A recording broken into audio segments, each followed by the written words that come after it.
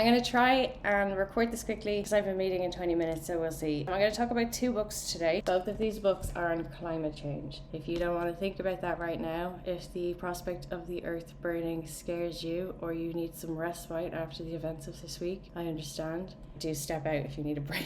If you feel like coming back and learning a little bit more with us, then you're always welcome back to class. Aware that most of Southern California has already gone up in flames. I've had this for 10 fucking years. And did we listen? No, now we're at this. We understand how that trajectory of humanity has occurred. That we've gone from please for the love of God listen to you understand? Do you understand? Okay, so this one first. Let's talk about what This Changes Everything. Naomi Klein is fantastic. She is an extremely eloquent and well-researched author, and the things that she knows in her brain must really mess with her in the night. I swear Naomi Klein did at one point write on this page to tell me to stay brave. It's gone now. The water took it away. What does that tell us? This book argues that the root cause of climate change is capitalism. This book specifically calls for radical transformation of society to save our lives. Klein is a strong critic of the corporate solutions to climate change, and she argues that the only way to solve this is collective action. Naomi Klein is definitely one of my personal heroes. I think that she is methodical in her research, clear in her writing style, and has the ability to connect these very complex dots in ways that are accessible for you to understand how power works. She bridges the gap in her writing between the scientific data and the social and political environment. Klein doesn't just complain about problems or analyse problems, but she explores the systemic. Who benefits? Who's getting the power? Where does the money trail go? That's what I learned from Naomi Klein. Follow the money.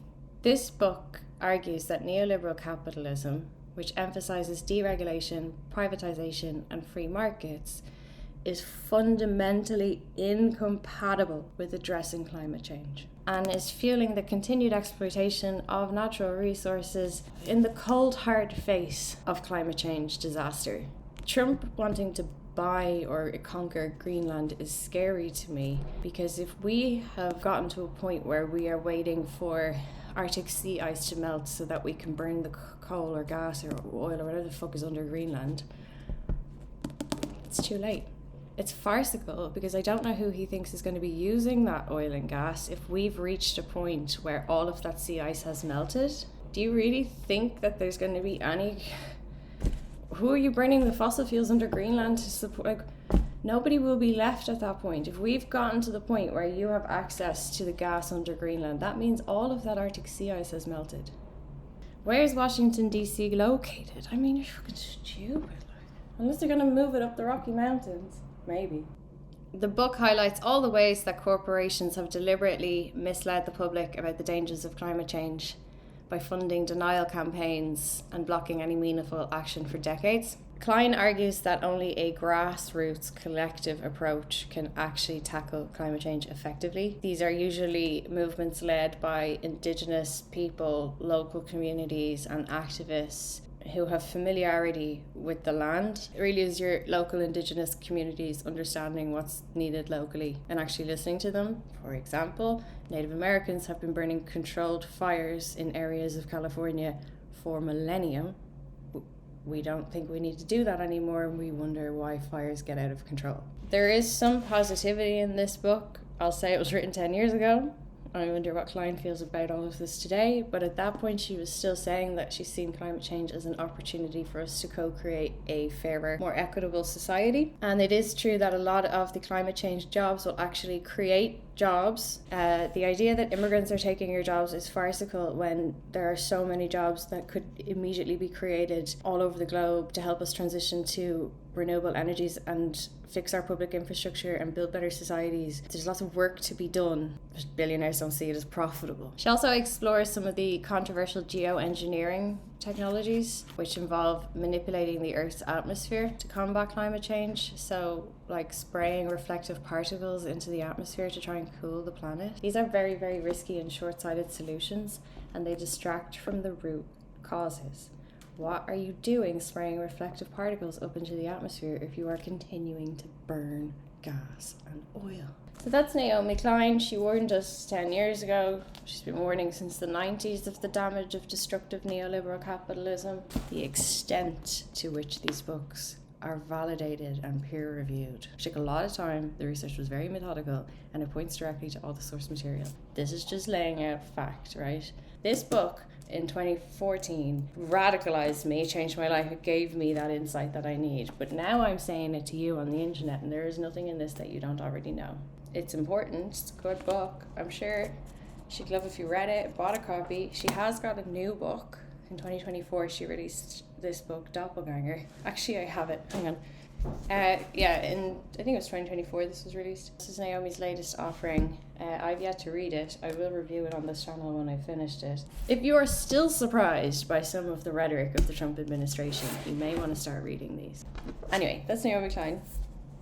This book was published in 2021. It was written by Andreas Malm. Malm basically challenges the idea that we should be non-violent when it comes to climate activism. He's suggesting that at this point, if Naomi was writing in 2013, by 2021, nobody's listened.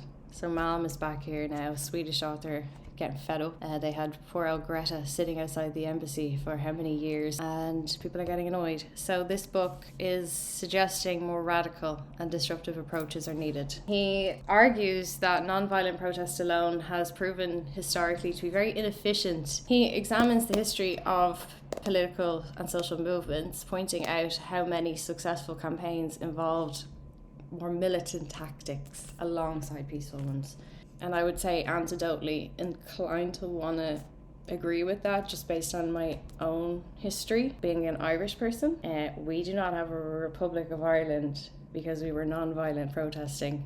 A lot of people had to die for the Irish Free State and still would. Do what you will, but he points out a hefty amount of historical instances where non-violent protest just doesn't cut it. Just hasn't ever really. Specifically, Malm is calling for the sabotage of fossil fuel infrastructure. Disabling the fossil fuel infrastructure could be a moral and effective way to slow down the fossil fuel economy. He is careful not to get himself in trouble, and he just differentiates acts of sabotage with acts of harm to people or harm to private property. He wants you to dismantle the machine. He doesn't want you to be an anarchist or be violent. But the reality is the rapid pace of environmental destruction and the failure of our governments and corporations to act meaningfully left us pondering the ethical dimensions of direct action. Of course, this book has sparked debate and controversy.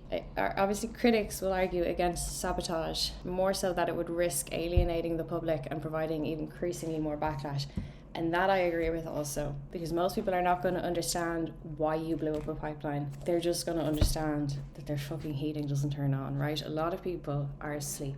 And if you don't wake up enough people first, then you just become fractious infighting groups. You don't actually create the movements that you want. Create solidarity first. Good understanding, key values. Most people, when they see stuff in the propaganda about pipelines being blown up, yoo-hoo! I know why they did that, and not, oh, terrorists. I like the ideas in this. It's bold, it's revolutionary, it lights a fire. But context is important before violence. There is no point throwing petrol bombs at somebody or blowing up a pipeline if no one is aware of your manifesto for doing so first. And at this point, it's an information war. So there's literally no point, in my opinion, blowing up a pipeline, because most people are not going to receive the right narrative around why that happened, and all you end up doing is putting yourself in jail. I think we can all agree none of us want to die in a burning inferno thanks to climate change just to make shareholders richer. I think that we can collectively start to agree on that, and once we have enough collective momentum, then maybe we revisit the book, right? But at the moment, it's too fractious. Antagonistic action at the moment. That is my belief. Hi. Hi.